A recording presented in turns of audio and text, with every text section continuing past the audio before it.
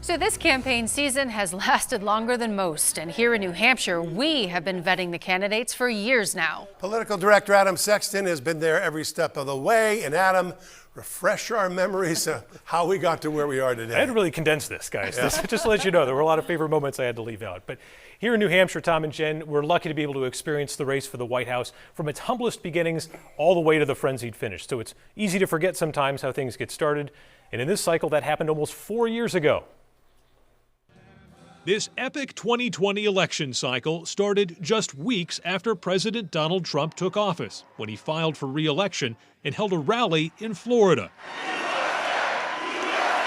Not too long after that, potential challengers started showing up in New Hampshire. Hey, how are you? John Delaney was first to officially throw his hat in the ring, but the first to make a real splash here was a pugnacious lawyer with a knack for publicity. Donald Trump's worst nightmare. Michael Avenatti!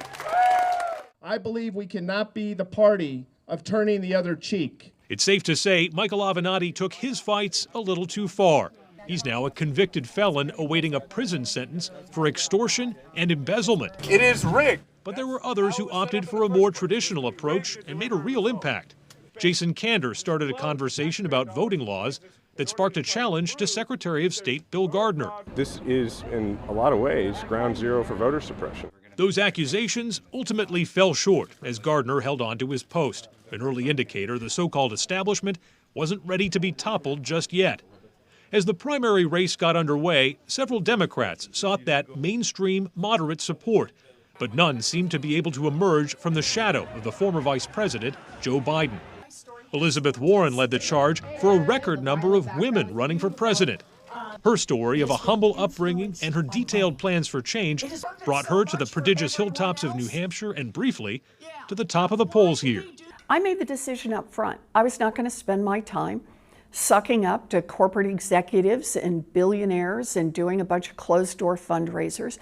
I was going to do this entirely from the grassroots up. Meantime, Biden saw his lead begin to fade as his campaign took him elsewhere. And when he was here, he made mistakes on the stump in cities like Keene. I love this place. Look, what's not to like about Vermont in terms of the beauty of it? And what a neat town.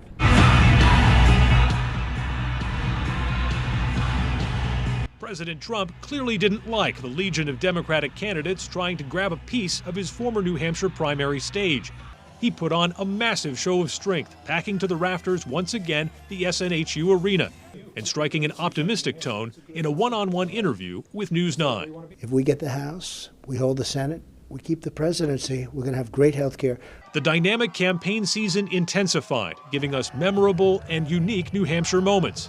Joe Sestak walking from the Connecticut River to the seacoast and stopping along the way to campaign in a jail.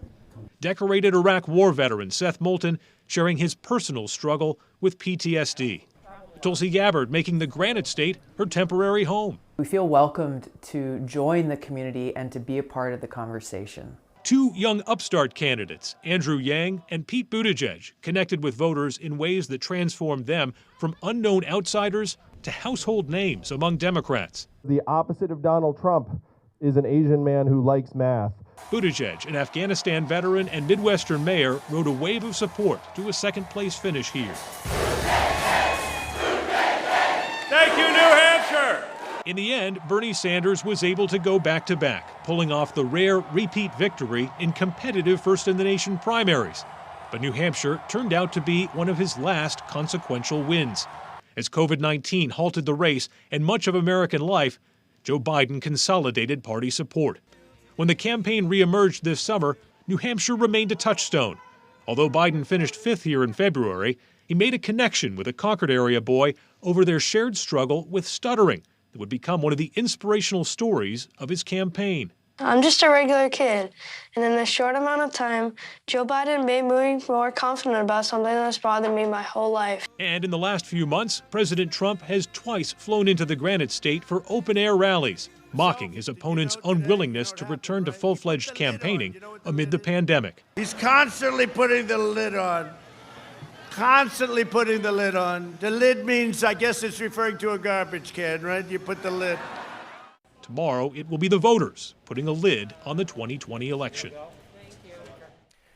So it's probably important to add the voters will have their lid, but the count of all the legal votes could take a little bit longer to sort out. So the 2020 saga could stretch out for a few more days while everything is made official. Oh, and certified. boy. Thanks for all those A lot memories. A lot of ground covered there, Adam. Thank you so much. We have much more to cover in these final hours of the 2020 campaign. Still ahead, the closest major race in New Hampshire tonight appears to be the 1st Congressional District. And we have already seen a record number of absentee ballots this year, but election officials say turnout at the polls could also reach a new high. And how confident are voters in this unprecedented election process? All that and more just ahead. Our special coverage of Commitment 2020, the final countdown.